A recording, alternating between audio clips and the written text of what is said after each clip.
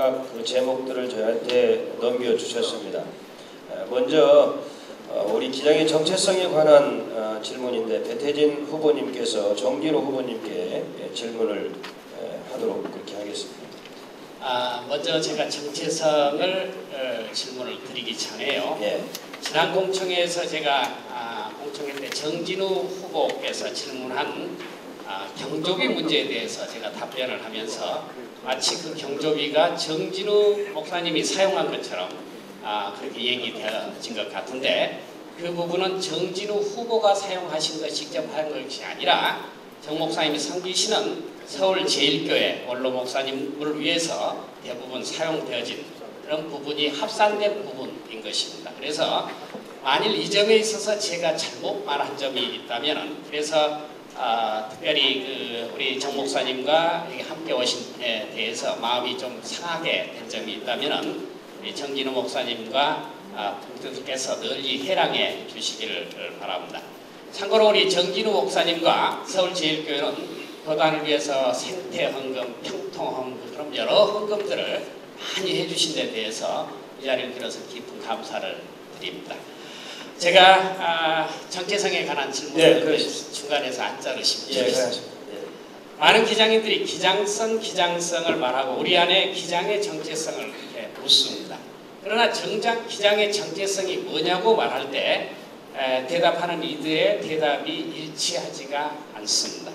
기장 총무가 되려는 후보자로서 기장성을 무엇이라고 생각하시는지, 기장의 정체성을 살리기 위해서 지금까지 무엇을 해오셨고 앞으로 기장 총무로서 무엇에 집중하실 것인지 묻고 싶습니다. 답변해 주십시오. 네, 고맙습니다. 우리 배정국님께서 매우 어려운 결정으로 지난 공청회에서 잘못 말한 부분을 바로 잡아주셔서 대단히 고맙습니다. 실은 저도 그 얘기를 듣고 깜짝 놀랐습니다. 그런데 아마 실무적으로 약간의 착오가 있었던 것 같고 배정국이 살피셔 보니까 무리한 표현이 있었던 것을 발견하신 것 같습니다. 이렇게 자신의 잘못을 바로 잡는 것, 용기 있는 일 아닙니까? 우리 배정국을 위해서 박수 한번 제가 부탁드립니다. 고맙습니다. 저는 우리 기장성은 우리 호원선언서에서 밝힌 4가지 중요한 원칙이 있다고 생각이 듭니다. 신앙 양심의 자유, 바리새파의 배격, 세계교회 협력 정진, 민족의 자주적 신앙의 확립. 이 4가지 우리의 원칙 속에서 기장은 부담 없이 새 역사 60년을 달려왔고 또 어떤 시련과 역경 속에서도 우리가 우리의 신앙의 지조를 지키면서 여기까지 왔던 한국교회 안의 섭리의 교단으로 생각하고 있습니다. 저는 4군데 교회에서 목회를 했습니다. 해남교회, 수도교회. 해남교회에서는 전도사를 했고요. 수도교회에서는 부목사를 했습니다. 서울에 있는 월곡교회에서 담임목사를 했고 통해서 3년이라고 지금 서울제일교회에서 5년째 목회를 하고 있습니다. 제 목회는 가장 기장다운 목회를 해야 한다. 내가 신학교에서 배운 그 신학을 어떻게 현장에서 교회화할 것이냐, 어떻게 살아있는 신앙 공동체를 만들 것이냐 하는 것에 집중해 봤습니다. 늘 아쉬운 것은 우리가 학교에서 또 우리들의 신앙 고백으로 갖고 있는 그 기장의 찬란한 정신이 목회 현장에 오면 잘 적응되지 않는다. 기장 방식으로 목회하면 되지 않는다. 그것에 대해서 저는 그렇지 않다는 것을 드러내 보이고 싶었습니다. 여전히 미숙하고 부족한 것이 많이 있지만 제가 목회를 계속한다면 이 정신을 가지고 계속해서 이 땅에 살아있는 예수 공동체, 기장 공동체를 세우는데 진력할 생각을 가지고 있습니다. 원칙에 대해서 질문하십니다. 예.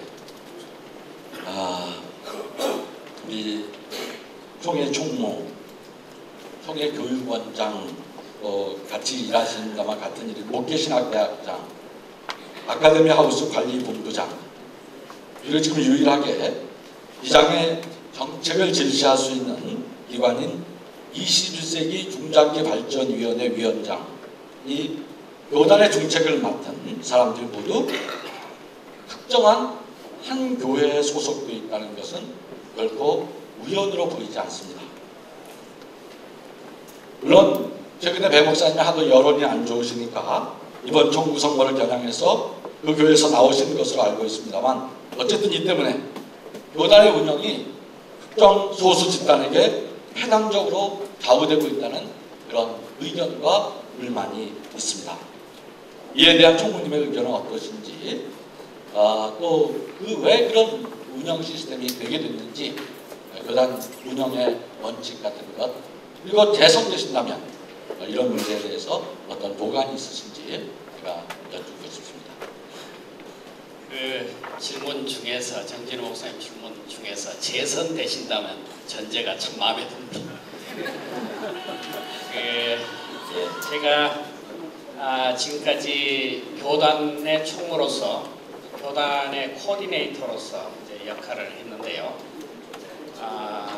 저는 우리 예전에 이제 김재준 목사님이나 강원영 목사님 같은 큰 지도력이 있어서 그 지도력이 전체 기장을 이끌고 가는 그런 시대는 지났다고 봅니다. 그래서 우리 안에 여러 탤런트들을 가지고 있는 그런 분들의 지도력을 최대한 살려서 기장이 어떻게 하면은 이 시대에 선한 영향을 미치면서 그 뜻이 하늘에서 이루어진 것 같이 땅에서도 이루어가느냐 하는 그 일에 저는 집중하고 있습니다.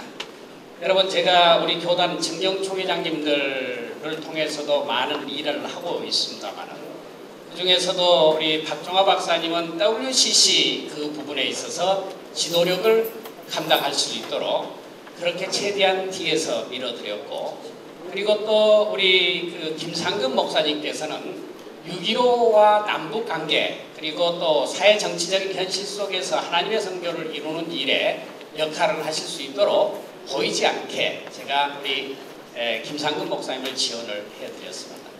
그리고 또 우리 여기 김종석 목사님 계십니다만, 김종석 목사님께서는 비전 2015로 106개 교회를 협약하시는데 일하실 수 있도록 그렇게 기도를 하고 지원을 해드렸습니다. 그리고 말씀하신 우리 전병근 목사님께서는 CBS 이사장과 여러 생명의 변화 이사장, 한목협 상임 대표를 하고 계십니다만, 그분은 그분 나름대로 에큐메니컬 영역에서 큰 역할을 하실 수 있도록 그분을 그렇게 지원해 드렸습니다. 그래서 우리 교단에서 탤런트를 가지시는 여러 그 탤런트를 가진 분들이 그 탤런트가 최대한 활용될 수 있도록 그렇게 저는 총무에서 코디네이터로서의 그 역할을 했는데, 우리 정진우 목사님께서는 어느 한쪽만 그렇게 크게 보신 것 같습니다.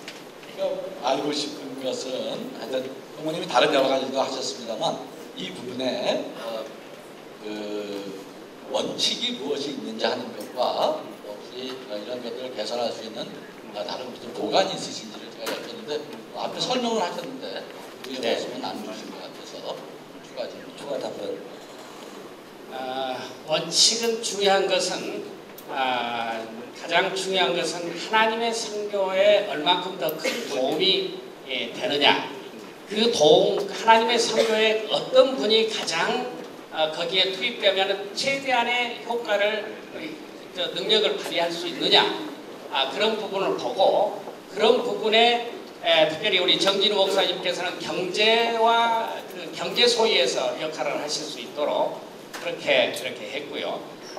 여러 영역에 있어서 하나님의 선교를 극대화하고 우리 기장의 선교 경쟁력을 강화하는 일이 있다면 그 부분에 우리의 그 인재들이 활용될 수 있도록 그렇게 원칙을 세우고 일하였습니다. 네, 질문을 해주시죠. 네, 우리 정진우 후보님께서 말씀해 주시는 말씀 속에는 제가 가슴 속에 담고 앞으로 나머지 4년을 또 일할 때 굉장히 좋은 그런 말씀을 해주시고 감사합니다. 강준호회와 전남도에 속한 교회들은 농어촌 교회 비중들이 굉장히 많습니다. 근데 우루과이 라운드 WTO 체제 그리고 FTA, 한미 FTA 협정 체결로 인해서 지금 농촌과 농업과 농민은 빈사 상태로 가고 있습니다. 농촌과 농업과 농민이 죽어가는 마당에 농촌교회라고 해서 그렇게 제대로 존재할 수가 없을 것입니다. 지금 농업과 농민과 농촌이 여리고 언덕에 강도 만나 쓰러져 있는 불쌍한 어떤 사람이라고 한다면 농촌교회는 선한 사마리아인이 되어야 할 터인데 선한 사마리아는 쓰러져 있는 사람을 여간으로 제가 구체적으로 치료를 해 주었습니다. 정진우 후보께서는 지금 쓰러져 죽어가는 농어촌을 농촌교회가 어떻게 살려야 한다고 생각을 하시는지, 그리고 선한 사마리아인이 되어야 할 교회, 농촌교회 역시 빈사 상태에 있는데 농어촌 교회는 어떻게 살리실 생각인지 묻고 싶습니다. 네, 답변해 주십시오. 네, 정말 쉽지 않은 부분이죠. 자, 제가 선교국장 있으로 일하면서 사실 이 농촌 문제 어떻게 할 건가, 농어촌 교회 어떻게 할 것인가, 이게 제일 가슴 아픈 문제였습니다. 그래서 그 농어촌 목사들이랑 같이 많은 토론도 하고, 이태영 목사님 그때 농촌개발원 원장이었을 때 실사 조사를 한번 한 적이 있습니다. 그래서 실태가 어떤 건지 알아보고, 그러다가 제가 이제 임기가 돼서 그 후에 더 일을 추진하지 못했는데요. 농업 환경이 급변하고 있는 거 우리가 다 아는 거 아닙니까? 그런데 이제는 농촌 선교를 농촌 교회에다가 맡기는 것 가지고는 절대 이 문제를 풀 수 없다는 결론이 있습니다. 제 자신 여러 가지 생각을 해봤습니다만 몇 가지 보강을 생각하는 것은 노농교회가 함께 농촌 선교의 문제를 해결해야지 농촌이라는 지역적 개념을 가지고 농촌교회 문제는 풀리지 않는다. 이런 교단의 전체적인 중심 주제로 우리가 쌓았고 도시 농촌교회가 어떻게 함께 살 것인가 하는 것을 염두에 둬야 된다고 생각이 들고요. 두 번째는 이제 농업 환경이, 우리 사회적 환경이 급하게 변화하는 어떤 사회적 환경의 변화를 읽어내야 한다고 생각을 합니다. 올 12월이면 협동조합법이라는 새로운 법률이 공표가 됩니다. 이번 농목수련에서도 이 주제를 가지고 많은 토론을 하고, 이렇게 변화하는 환경 속에서 교회가 어떻게 이것을 적극적으로 대처할 것인가 하는 논의들이 있었던 것을 알고 있는데요. 우리 기장 생협 같은 것들을 통해서 협동조합이라는 방식을 통해서 교회가 가지고 있는 네트워크를 전체 활용할 수 있어야 농촌교회 활로가 열릴 수 있다고 생각이 들고요. 또 우리는 농촌개발원이라고 하는 좋은 기구가 우리 안에 있습니다.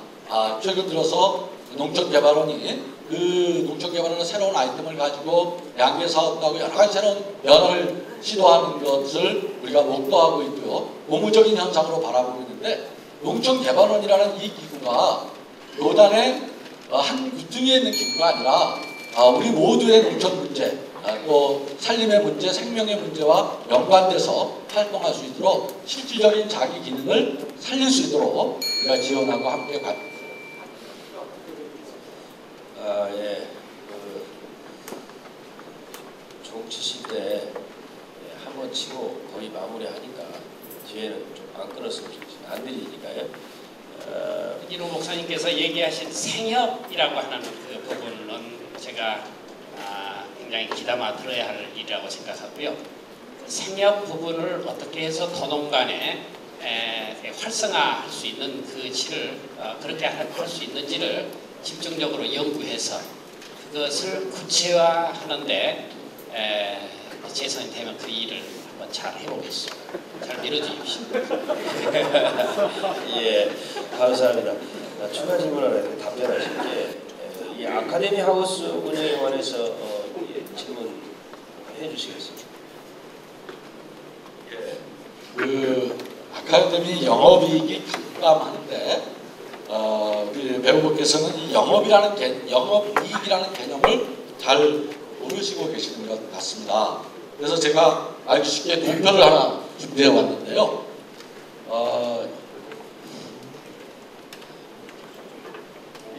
이게 지금 2007년도에서부터 2007년도에서 2011년까지 12년까지 상반기까지의 영업이익 목표입니다. 이게 6, 7억 정도 1년에 2007년, 8년 이렇게 나지 않습니까? 그러다가 2011년 들어서 격감하고 이제 올해는 상반기에 보면 6천만 원 난 걸로 돼 있어서 12개월로 치면 약 1억 2천만 원 정도 나는 거죠. 그러니까 영업이라는 건 순수해서 호텔이 영업해서 수익과 지출을 말하는 거고요. 그 영업이익이 나면 그 돈을 가지고 이제 우리가 무슨 빚을 졌다든지 무슨 기타 경비가 발생했다든지 그걸 다 정리해서 배당을 하게 됩니다. 그래서 투자자들, 우리 총회도 했고 여신도도 했고 남신도 하고 신도들이 하지 않았습니까? 그래서 그 배당을 했는데 배당이 이렇게 급감을 상태인데 총님이 여러 차례 영업이익을 설명하시면서 빚을 갚기 때문에 그랬다는 말씀을 하셨는데 그거는 자리에 맞지 않는 것이고요. 그래서 그런데 공교롭게도 그 영업이익이 급감하는 그때가 관리본부장이라는 자리가 들어올 때부터 그런 일이 생겨났습니다. 그 관리본부장이라는 게 무슨 자리인지 또 어쨌든 이 영업이익이 좀 합리적으로 나야 되지 않겠습니까? 그것에 대한 어떤 것이 있으신지 제가 묻고 싶습니다. 좋은 질문 해주셔서 감사하고요. 아카데미 하우스의 운영은 기본적으로 총회 유지단 이사회와 투자기관 여신도회와 남신도회가 공동으로 운영위원회를 만들어서 매월 모여서 회의를 하면서 운영을 하고 있습니다. 그런데 호텔의 영업이익과 재반 사항은 총회 유지재단이 총회에 매년 보고되고 있고 총회 감사를 받고 있습니다. 윤길수 직전 총무님과 정진우 목사님께서 국장이셨을 때 아카데미가 구입이 되었고 호텔 체인 HTC와 10년 독점 계약을 하셨습니다. 그리고 9억 6천만 원을 산업은행에서 빌려서 그걸로 리모델링 공사를 했습니다. 근데 산업은행에서 빌린 돈은 3년 거치 4년 상환이었기 때문에 제가 총무가 되면서부터 그것을 갚아야 했습니다. 지금까지 제가 이렇게 갚은 것을 보니까 7억 7천만 원 정도 갚아졌고 한 번만 더 갚으면 다 갚게 됩니다. 이건 역시 호텔의 영업이익에서 나온 것으로 해서 갚을 수밖에 없습니다. 그리고 아카데미 호텔은 강원영 목사님 때 지으신 것으로서 50년 된 노후화된 건물이기 때문에 그린벨트 지역으로 재건축을 할 수가 없습니다. 그동안 그래서 엘리베이터, 배관공사, 전기배관, 각종 기계 등이 고장나서 거기에도 약 한 3, 4억이 들었습니다. 그것은 영업이익에 대한 재반 활동비, 재반 교체비 그게 다인데 그것을 빼고 남은 다음에가 영업이익인 것이죠. 그러기에 영업이익은 줄어들 수밖에 없고 배당 이익 역시 줄어들 수밖에 없었습니다. 근데 HTC 그 호텔을 운영하는 측에 따르면 지금 현재 아카데미는 모텔 정도 수준도 안 되어서 제대로 무궁화 4개의 호텔로서 역할을 하려면 25억 내지 30억 그것을 해야 됩니다. 그런데 만일 이 부분에 대해서 영업이익을 내는 것은 HTC가 하는 일이지 총회 총무가 하는 일이 아닙니다. 근데 이것을 바꾸려고 해도 이미 전임 윤길수 총무님께서 10년 계약을 해 놓으셨기 때문에 마음껏 바꿀 수가 없습니다. 그 점을 양지해 주시기 바랍니다. 네, 보충 한 가지만 제가 확인을 하고 싶은데요. 그러니까 지금 7억을 갚았기 때문에 영업이익이 안 났다고 말씀하셨는데 그 7억 갚은 돈이 영업이익 전입니까? 영업이익 후에 갚은 겁니까? 그것만 확인해 주시죠. 그것이 궁금하신 모양인데요.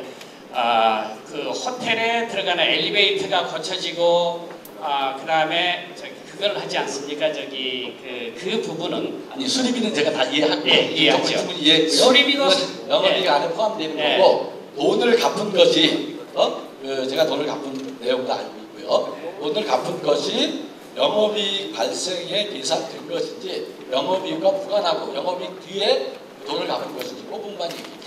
영업이익이 떨어진 것은 사실입니다. 그래서 이 부분에 대해서 지난번에 제가 공청회 때 말씀드렸습니다마는 그때 HTC를 그걸 하기 위한 특별 태스크포스를 만들었고 그 태스크포스 안에는 여신도의 남신도의 총회 유지재단이 다 들어와 있습니다.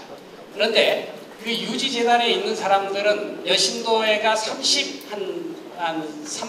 5% 정도 6% 지분인데 HTC가 그렇게 영업이익이 적게 날 수밖에 없고 배당 이익이 적게 날 수밖에 없는 그 부분에 대해서 여신도 위원이 먼저 설명을 했습니다.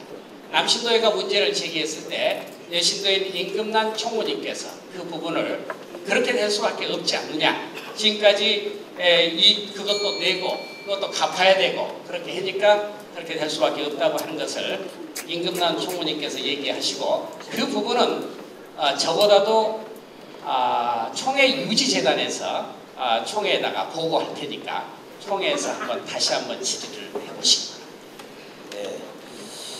네, 감사합니다. 또 하나 질문. 후보로서 예. 언제가 제가 평택에 갔는데요.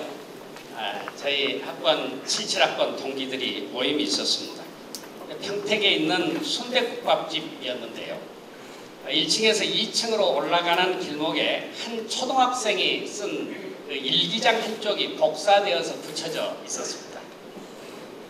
내용인즉슨 이렇습니다. 울 할아버지는 젊어서 호랑이를 타고 다녔다. 이웃집 재훈이 새끼는 거짓말이라 한다. 나쁜 새끼 지가 봤냐?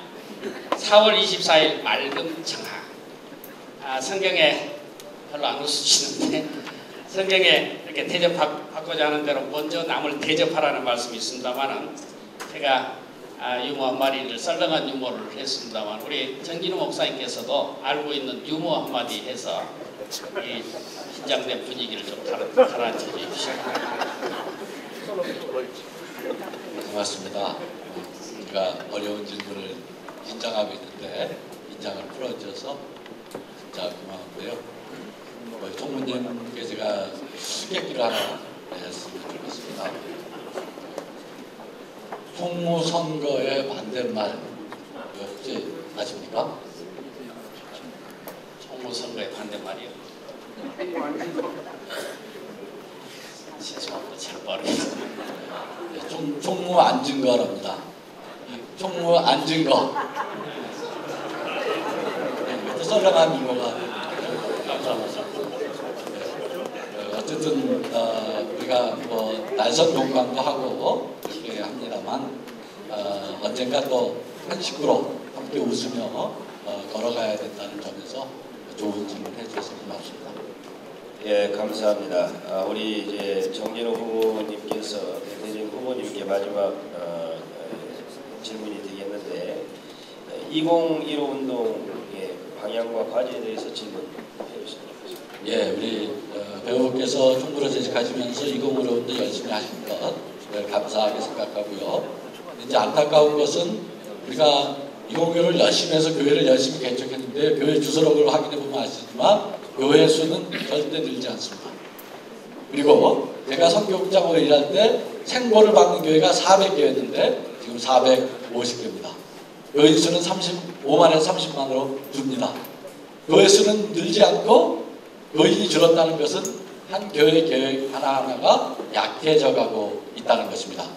생보 받는 교회가 450개지만 생보를 받지 않는 교회 중에서도 정말 지속 가능성이 보장되는 교회들이 많지 않습니다. 참 어렵지 않습니까? 목사님, 장로님들 우리 현장에서 정말 교회를 섬기면서 척박한 그런 선교 환경이 되어가고 있다는 거 다 걱정합니다.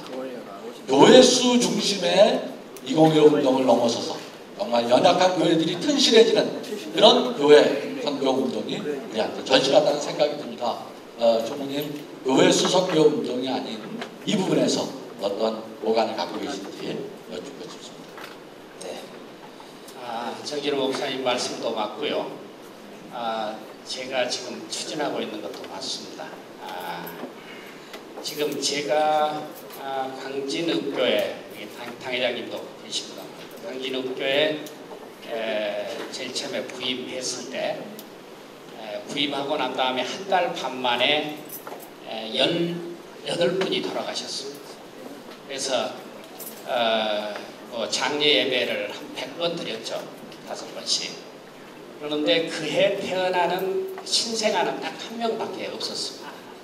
그래서 저는 굉장한 위기의식을 느끼면서 어떻게 하면은 이 교회가 이렇게 가면은 교회가 다 무너져 가겠구나. 이렇게 가면은 교회가 하나도 살아남지 못하겠구나. 그런 위기의식을 갖고 여러 가지 일들을 많이 했습니다. 여러 가지 많이 했는데 지금 우리 한국교회 전체는요 매년 28만에서 32만 명의 성도들이 이렇게 없어집니다. 그 통계로 그렇게 나와 있는데요. 그래서 목회를 만일 지금 내가 100명 목회를 하는데 올해 끝에 100명으로 남아있다면 그 목회자는 목회를 엄청나게 잘하는 것입니다. 그런 가운데 우리 기장교회가 지금 2015 운동을 하자고 하는 것은 단순히 숫자 늘리기 하는 것이 아니라 기장 정신으로 JPIC 정신으로 짱짱한 기장교회를 한 개 교회라도 더 개척하자는 것입니다. 이 운동, JPIC 운동을 채우는 것이 하나의 과제라면 우리 기장교회를 또 그런 기장교회를 세우는 것은 또 하나의 과제일 것이고요. 이 두 과제가 분리되거나 이렇게 따로 떼어질 수 없는 것입니다. 그래서 저는 올해 다시 총무에 재선이 된다면 다시 2015 또 협약식 하기 위해서 5개 교회를 하나로 묶어서 한 교회를 개척하는 운동, 그러니까 기장교회를 하나라도 더 개척하면 지고지선의 선이라는 그런 마음 가지고 기도하면서 우리 기장교회를 만들어갈 것이고 그 기장교회 정의평화 생명정신을 더욱 풀어넣는 하는 일에도 최선을 다해서 힘쓸 것입니다. 제가 먼저 총무님 하여튼 하나만 더 기장교회를 만들려는 열정 높이 사고 싶고요. 또 그렇게 해야 된다고 생각을 합니다만 문제는 그것으로 문제가 해결되지 않는다는 데 우리 고민이 있지 않습니까? 우리 모두의 고민이 정말 약한 교회들이 없어지거나 생존이 불가능해지는 교회들이 점점 늘어나는데 그래서 우리가 야심으로 교회를 2015 운동을 해왔는데 교회 주소록을 갖고 확인해 보니까 교회 수가 1590개에서 늘지 않더란 말이에요. 생긴 만큼 없어지는데 그 부분을 구체적으로 우리가 어떻게 정말 작은 교회들이 총무님 우리 배우고 표현대로하면 짱짱한 기장교회로 갈 수 있는 구체적인 보관이 있어야 되지 않을까 그런 말씀입니다. 한국교회 전체 흐름 속에서 교회가 많이 줄어들어 가고 있는데요. 작년에 1600교회였는데 올해도 1600교회였다면 정진 목사님께서는 배총무가 열심히 일하고 기도해서 그래도 현상 유지라도 하는구나 그렇게 긍휼히 여겨주시고 그 다음에 지금 총회에서 하고 있는 비전 2015 운동 백서 한번 보셨습니까? 그 백서에 보면은 단순히 교회 늘리기만이 아닙니다. 거기는 몇 가지가 있는데요. 그 안에는 어떻게 하면 미자립 교회를 자립교회로 가게 할 것인가 하는 그것도 담겨 있고 우리 교단 전도를 어떻게 할 것인가 거기도 담겨 있고 어떻게 하면은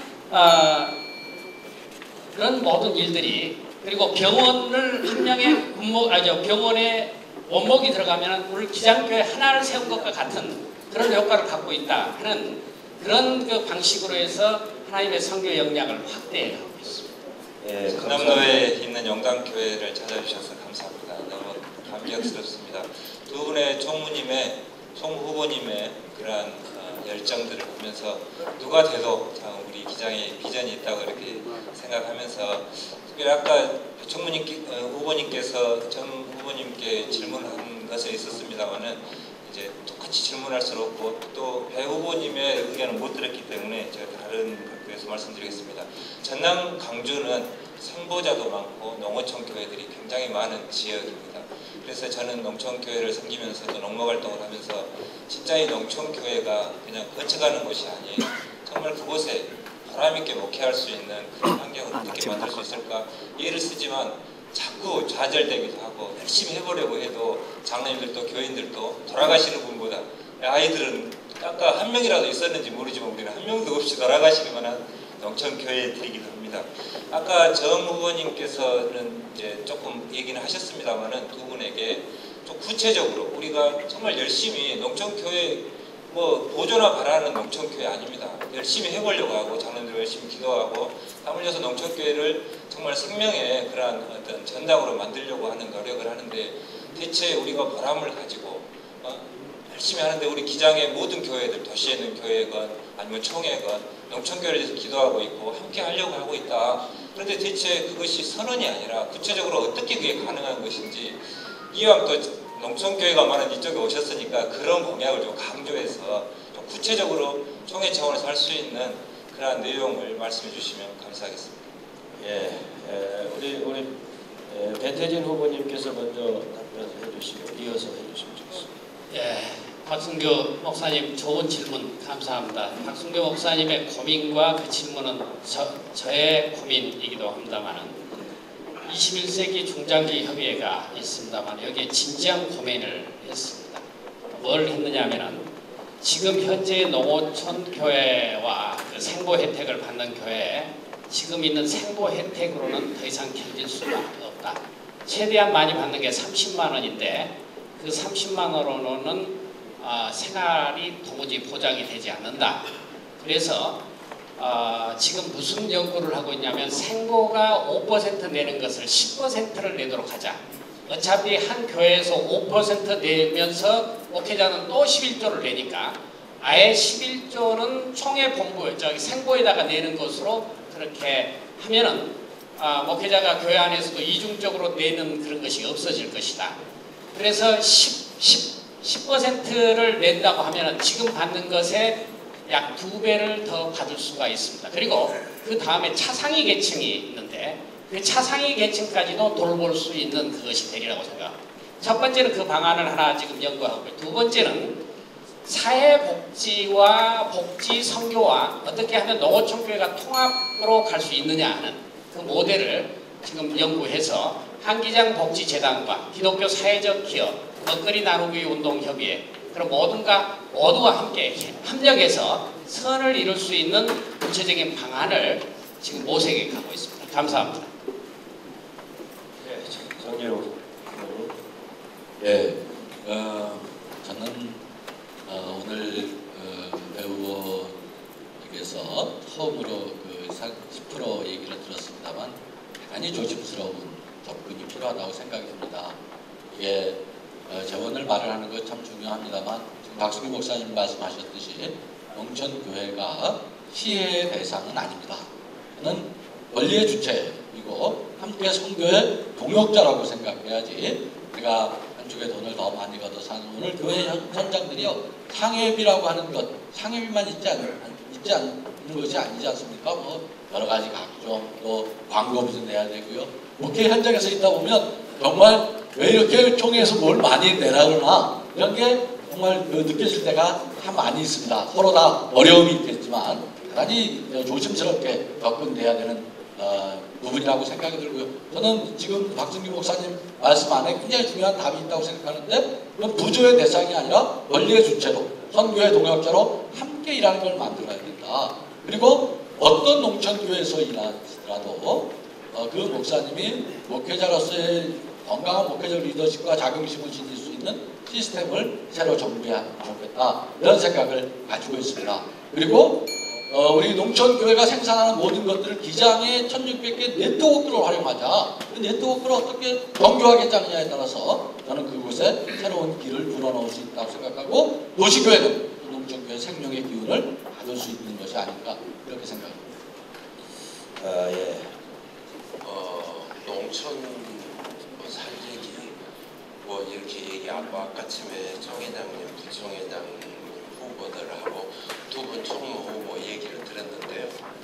네, 그림을 그리자, 농촌 그림을 그리자 하는데 어떻게 그림을 그리는지 모르겠어요. 그리기는 그래야 되는데 하나도 방법론을 얘기하거나 제시하지 않습니다. 둥 떠 있어요. 그렇게 돼야 된다고만 생각하고 있지 구체적으로 하나도 실행될 수 있는 것이 없단 말입니다. 제가 얘기하려고 하는 것은 농촌교회 지도력이 문제입니다. 전부 다 노인들만 있어요. 장로님들은 은퇴해버립니다. 70세에서 은퇴합니다. 권사님들 다 은퇴해버리고 그러면은 그 교회는 젊은이도 없고 그러다 보니까 노인들만 20, 30명 앉아서 예배를 드리는데 그 교회를 책임지고 운영하고 맡아줄 장로님들이 없습니다. 그러면 만약에 앞으로 두 분 후보가 총무가 된다고 한다면은 이런 고령화되고 노인화되는 농촌교회 지도력을 어떻게 살려가면서 농촌교회를 활성화시킬 것인가 그거 하나 질문을 드리겠고요. 또 하나는 조금 거창한지 모르겠습니다. 2015 운동 교회 운동 해야 된다고 생각합니다. 그런데 자꾸 큰 교회라든가 이런 데서 뭐 몇 개 해서 개척하라고 하는 얘기도 나오고 있습니다. 그런데 저희들이 다른 얘기를 하다가 사석에서 그런 얘기가 나왔어요. 은퇴하는 목사님들이 정말 능력을 가지고 있는 분들이 나이가 되니까 은퇴를 한다고 말입니다. 그러면 은퇴하신 분들에게 총회에서 어느 정도의 생활비를 지원하면서 개척하십시오. 그렇게 해서 개척을 하면 어쩔까? 이런 것에 대해서 두 분은 어떤 생각, 아니 그런 거 아니라도 구체적으로 어떻게 농촌을 살려가고 어떻게 2015 운동을 펼쳐나갈 것인가 조금 좀 얘기를 해주셨으면 좋겠습니다. 네, 먼저 우리 정진우 후보님께서. 예, 그 농촌 노령화 문제라는 것이 우리가 정말 신념막측한 해답을 내놓기가 대단히 어려운 문제가 아니겠습니까? 장기적으로 보면 저는 농촌 개발원 안에 농촌 인구를 유입할 수 있는 어떤 시스템을 좀 만들었으면 좋겠다라는 생각을 합니다. 그런데 지금 우리 기장에는 아직 없습니다만 캐톨릭이나 불교 같은 데서 귀농학교 같은 것들을 통해서 농촌으로 내려가는 사람들을 그냥 우리 기장 안에도 분명히 있을 겁니다. 귀농할 때 그냥 개인적으로 가게 하지 말고 교회와 연계 시스템을 갖도록 해서 적절한 곳에 갈 수 있도록 안내하고 그분이 귀농해서 어떤 지속적인 기장교인으로서 신앙생활을 할 수 있는 그런 시스템을 마련할 수 있으면 좋겠다고 생각이 들고요. 연금을 통해서 은퇴하신 목사님들, 지금 새로운 아이들을 목사님이 주셨는데요. 연금을 통해서 그분들이 개척하도록 하자 하는 거는 조금 더 연구가 필요하겠습니다만 충분히 검토해 볼 만한 일이라고 생각이 듭니다. 저는 개척 2015 운동에서 개척할 때 젊은 목사님을 목회 경험이 없는 젊은 목사님이 가서 목회하는 것보다는 가능한 목회 경륜이 있는 분들이 개척하실 수 있도록 구조를 만드는 것이 필요하지 않나 이렇게 생각을 합니다. 네, 고맙습니다. 이제 배태진 후보님께서 말씀해 주십시오. 저는 나이에 대한 앞으로 이제 가면 갈수록 나이에 대한 재해석을 해야 된다고 생각합니다. PCUS의 미 장로교 같은 경우는 목사의 은퇴 연령이 없습니다. 없고 그런데 특별히 농어촌 교회에서는 70세만 대겨 은퇴하는데 70세는 젊은 층이거든요. 그리고 80세, 90세 그렇게 하시는데 그 연령층대를 어떻게 하면 교회를 활성화하고 교회를 어떻게 하면 살아 움직이게 하는 그런 요소로 활용할 것인가 하는 다양한 연구들이 필요하다고 생각을 하는데요. 첫 번째는 만일 그 은퇴한 목사님들이 농어촌교회에서 개척을 하거나 그걸 할 때는 당회장권도 주고 그것을 그 생보도 드리고 하는 방안이 이제는 검토해야 할 때가 왔다고 생각합니다. 그래서 지금 중장기 계획 발전위원회, 특별위원회에서 그런 가능성을 모든 것을 포함해서 연구를 지금 하고 있고요. 70세 지금 80 지금 강만원 목사님 같은 경우는 86세가 되시는데 제가 손을 같이 압수를 하면 제가 손이 아플 만큼 그렇게 힘이 세십니다. 특별히 농어촌에 있는 장로님들이 70세 은퇴해서 이제 원로로 이렇게 하셔서 교회 아무를 안 한다면은 그건 교회에 있어서 큰 손실이라고 생각을 합니다. 그래서 그런 방안을 포함한 농촌교회를 활성화하고 그 교회 개척을 했을 때 당회장권을 주는 그 방안을 우리가 지금 이제는 생각을 해봐야 하고 오색을 해야 할 거라고 생각합니다. 네, 감사합니다. 우리 부총회장님들께서도 한결같이 WCC 10차 총회 중요성에 대해서 또 그것과 관련해서 우리 기장교회가 가지고 있는 지금까지의 교회 가운동의 역사 속에서 얼마나 중요한가 하는 것을 이제 강조해 주셨는데요. 그것을 실무적으로 이제 실천을 해야 될 사람들은 우리 종무인들이라고 생각하는데 제가 질문 드리고 싶은 것은 우리 종무님 두 분의 종무 두 분에게 에큐메니컬 운동에 대한 정의를 좀 듣고 싶습니다. 어떻게 에큐메니컬, 내가 이해하는 에큐메니컬 운동이라는 게 무엇인지 제가 질문하고 싶고요. 두 두 번째로 제가 질문을 드리고자 하는 것은 지금 이제 우리 WCC 14 총회를 계기로 해서 우리가 평화 문제라든지 한국 교회가 취할 수 있는 그런 위익이 굉장히 많이 있다 하는 것도 부총장님들께서 지적해 주셨는데 저는 그것보다도 더 중요한 이제 의의가 개인적으로 있다고 생각하거든요. 우리가 WCC는 지금 제가 에큐메니컬 운동을 할 때만 하더라도 297개 교파들의 협의체였는데 지금은 아마 347개 그 교회가 거기 가담하고 있는 것으로 알고 있습니다. 우리가 이제 교회 일치 운동 속에서 하나의 직제와 하나의 그 신앙들을 가진 그런 교회를 이루고자 했습니다만 그것이 불가능하기 때문에 결국에 연방연합 모델을 됐는데 우리나라는 연방연합이 3개부터 금방 끝납니다. 예. 한기총, 한교협 3개 때 저는 이 WCC를 계기로 해서 우리 한국교회가 연합기구를 하나로 이제 만들 수 있는 전호의 기회를 맞이하고 있다고 생각하는데 이 일을 위해서 공헌할 수 있는 것은 저는 유일하게 우리 기독교 장로회라고 믿고 저도 개인적으로 또 에큐메니컬 필드에서 노력을 하고 있습니다만 여기에 대한 총무님들의 어떤 보관이 있는지 저는 듣고 싶습니다. 네, 감사합니다. 한꺼번에 답변을 하기가 좀 어렵지 않겠나 그렇게 생각이 되어져서 먼저 두 분 총무 후보님들이 에큐메니칼의 정의에 대해서 지금 회원이 좀 말씀해달라 이렇게 이야기하셨습니다. 그래서 그 정의를 좀 간결하게 표현을 해주셨으면 좋겠다. 먼저 이번 차례 누구십니까? 네, 배태진 후보님이 먼저 말씀해 주십시오. 에큐메니칼이라고 하는 원어는 오이코스에서 나오는데 그 집이라는 것입니다. 세계가 하나의 집이라고 하는 그런 뜻인데요. 에큐메니칼이라고 하는 것은 세계 교회가 한 집을 이루어서 이 땅에서 예수님의 뜻인 예루살렘과 유대와 사마리아와 땅끝까지 이르러 예수님의 증인이 되는 것이라고 생각을 하는데 그 단어의 핵심은 다양성 속의 일치입니다. 우리 모두가 서로 얼굴도 다르고 신념도 다르고 교파도 다르고 다 다르지만은 다양성 속의 일치를 이루어서 주님 원하시는 뜻을 구현해내자고 하는 그런 뜻이 여기 깊은 뜻이 담겨 있다고 그렇게 생각합니다.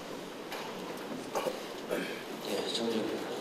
예, 지금 뭐 대략적으로 신학적으로 정리를 해주셨습니다만 그 신학적인 정리에 대해서 제가 뭐 100% 동의하면서 제 개인적으로는 에큐메니칼 운동은 교회를 교회되게 하는 운동이다 이렇게 생각을 합니다.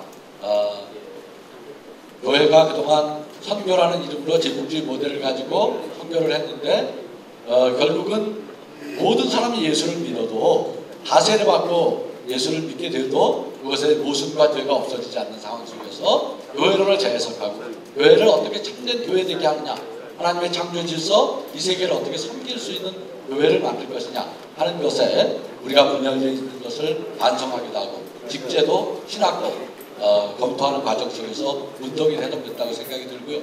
에큐메니칼 운동은 그런 점에서 저 개인에게는 교회를 하나님의 교회되게 하는 운동이라고 이해하고 있습니다. 예, 감사합니다.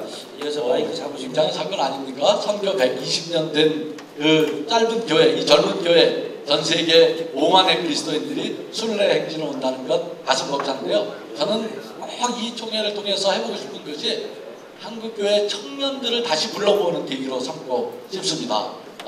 진정으로 우리 교회가 꿈꾸는 평화의 이상, 전 세계가 주목하는 이 기회를 활용해서 흩어져 있는 청년들, 교회에 관심 잃어버린 청년들, 교회의 매력을 느끼지 못하는 청년들에게 교회가 얼마나 아름다운 것인지 의미 있는 것인지를 알리는 계기로 삼았으면 좋겠다 생각합니다.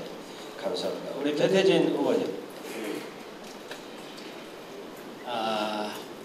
저는 WCC가 가장 중요한 것은 그 주제에 담겨 있다고 봅니다. 생명의 하나님, 우리를 정의와 평화로 이끄소서입니다만은 그 주제를 가지고 우리 한국에서 개최된다고 하는 것은 대단한 중요한 의미를 가지고 있다고 봅니다. 왜냐하면 지금 우리 한국교회는 개독교라고 비판을 받고 있습니다. 예수님 말씀에 보면은 소금이 만일 맛을 잃으면 무엇으로 짜게 하려 다만 사람들에게 짓밟혀 버리우느니라 그런 말씀을 하셨는데 지금 우리 한국 교회는 소금의 맛을 잃어서 한국 사람에 의해서 짓밟히고 있는 그런 때입니다. 그런데 저는 이 WCC 대개최를 통해서 세계 교회의 정신인 정의, 평화, 생명 정신이 우리 한국 교회 속에 이렇게 물결치고 호흡하고 이렇게 춤추고 노래하게 되기를 간절히 소망합니다. 그렇게 될 때 한국 교회는 개독교라고 하는 그런 오명을 씻어 던지고 진정한 예수 그리스도의 교회로서 역할을 하게 될 것입니다. 네, 감사합니다. 우리 총회 산하에 한기장 복지재단이 130개가 산하에 있습니다. 그런데 우리 일반에게서 지원을 해서 운영하고 있는데 어렵다고 합니다. 그런다고 그러면 130개 되는 산하기관에서 어떤 계획을 세워서 수익을 창출하고 또 어떻게 운영함으로써 앞으로 한기장 복지재단이 더욱더 발전할 것인가, 그에 대한 견해를 듣고 있습니다. 우리 정진호 후보님부터 먼저 간단하게 듣고 예, 굉장히 포괄적인 질문이어서 어려움이 있습니다만, 교회가 사회복지를 접근할 때 한 가지 유념해야 될 일이 있습니다. 복지사업 자체가 교회 본령의 일은 아니라는 것입니다. 독일 교회가 사실은 잘못된 복지사업을 통해서 교회가 대단한 위기에 빠졌습니다. 처음에는 교회가 정부돈을 가지고 어려운 사람을 도우니까 교회가 좋은 일을 한다, 이렇게 생각했지만 그 클라이언트들이 얼마 지나지 않아서 저것은 교회가 우리를 위해서 하는 것이 아니라 우리같이 가난하고 약한 사람이 있기 때문에 교회가 존재한다는 것을 알게 됩니다. 그 클라이언트를 절대로 속일 수 없습니다. 그분들이 다 알게 되고 교회가 말씀 선포의 기능이라는 것들을 제껴놓고 우선적으로 사회복지할 때 교회가, 오늘 독일 교회가 어떤 모습에 있는지 우리가 잘 알지 않습니까? 그런 점에서 저는 교회 사회복지라는 것이 대단히 섬세하고 조심스럽게 접근해야 된다. 정부 돈을 가지고 우리가 생색나는 방식으로 접근해서는 절대로 그것은 장기적으로 좋은 성과를 낼 수 있는 건 아닙니다. 그러나 사회복지 사업 해야 됩니다. 왜냐하면 양극화된 사회 속에서 또 예전같이 정부와 교회가 대치점을 가진 것이 아니라 민관협력 시대라고 하는 새로운 시대의 소명 가운데서 우리가 새로운 협력들을 만들어내야 됩니다. 이 점에서 우리 기장이 다른 교단이 하는 복지사업같이 경쟁적인 또 그런 자본주의적인 그런 방식이 아닌 새로운 모델을 만들어내야 한다고 생각을 가지고 있습니다. 예, 배태진 후보님 말씀해 주시기 바랍니다. 저는 우리 정진우 목사님께서 대단히 균형 잡힌 대단히 좋은 견해를 가지고 있다고 생각을 합니다. 한기장 복지재단이 하는 그것은 결국 중심이 어디 있냐면 선교에 있습니다. 선교에 있는데 한기장 복지재단을 하면서 오히려 그것이 선교가 되면서 많은 사람들이 예수 그리스도 앞에서 무릎을 꿇고 이렇게 예수 그리스도 앞으로 나와야 되는데 오히려 복지를 어떻게 했는지 그 복지 때문에 예수 그리스도를 멀리 가게 되는 그런 일들이 허다한 것을 볼 수 있습니다. 이 복지를 해서 우리가 독점적인 지위를 누린다든지 우리 교회가 커진다든지 제국주의적인 어떤 생각을 가지고서는 결코 복지 선교를 할 수 없습니다. 복지라고 하는 건 그야말로 예수님께서 제자들의 발을 씻어주는 것 같이 그들을 이렇게 클라이언트들에게 발을 씻어주고 예수의 정신으로 희생적으로 섬기고 그렇게 모든 것을 다 준다고 했을 때 거기서 바로 예수 그리스도의 정신이 살아나고 그들이 예수님 앞에 오는 것이라고 생각을 합니다. 그래서 우리 복지재단에서 그걸 받으니까 너희가 예수를 믿어라 그런 방식으로는 더 이상 선교는 이루어지지 않습니다. 예, 감사합니다. 이제 경청해 주셔서 고맙습니다. 우리가 기장목사, 기장장로인 것을 한없이 긍지로 여기는 것은 우리 기장교단이 제일 큰 교단이기 때문은 아니지 않습니까? 우리가 돈이 많고 사람이 많아서 우리가 기장에 자긍심을 가지고 있습니다. 우리가 이런 여러 가지 약점이 있지만 그러나 한국 사회와 교회를 이끄는 영적 리더십, 정신적인 지도력을 가지고 있다는 그런 자긍심이 있기 때문에 우리는 하나님의 긍지를 느낍니다. 그런데 왠지 요즘처럼 우리는 이런 우리의 어떤 자긍심의 열패감 같은 것들을 느끼게 됩니다. 우리가 정말 기장 맞냐 하는 소리가 여기저기서 들리기도 합니다. 지금은 우리의 갱신과 성찰을 미봉책으로 지나갈 수 없는 그런 위기의 시대입니다. 저는 이 위기야말로 그러나 기회이기도 하다고 생각합니다. 믿음은 위기를 기회로 만들 수 있어야 한다고 생각합니다. 그래서 희망을 가져봅니다. 좋은 지도력과 헌신적 교회가 결합하면 우리 기장이 능히 지금의 어려움을 극복하고 새로운 기장의 시대를 열어갈 수 있으리라고 생각합니다. 아, 기장이 있구나. 한국 개신교회 기장교회가 있구나. 여기 기장교회로 가자. 그런 새로운 물줄기를 만들어낼 때가 지금이라고 생각합니다. 외람되지만 저 정진부를 주목해 주십시오. 그리고 힘을 보태 주십시오. 긴 시간 경청해 주셔서 정말 고맙습니다.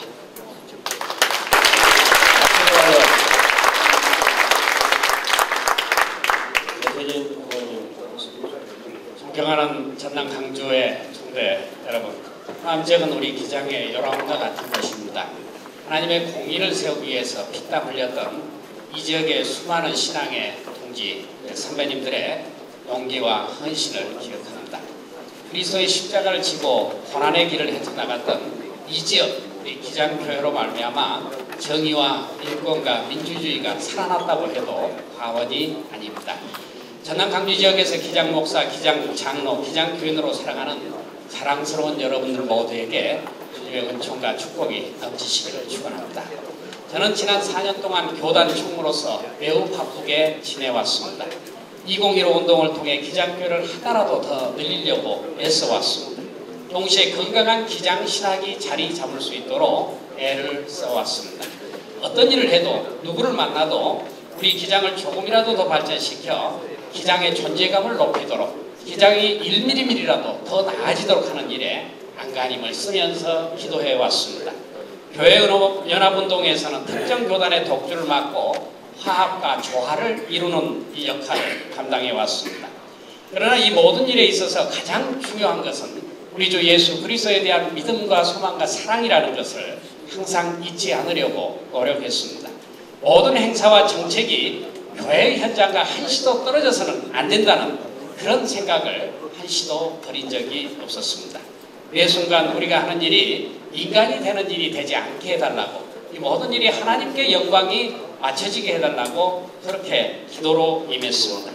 존경하고 사랑하는 총대 목사님, 장로님, 저에게 한 번만 더 기회를 허락해 주시고 여러분의 지혜를 빌려 주십시오.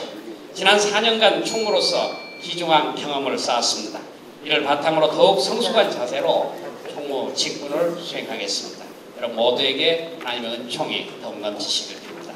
감사합니다.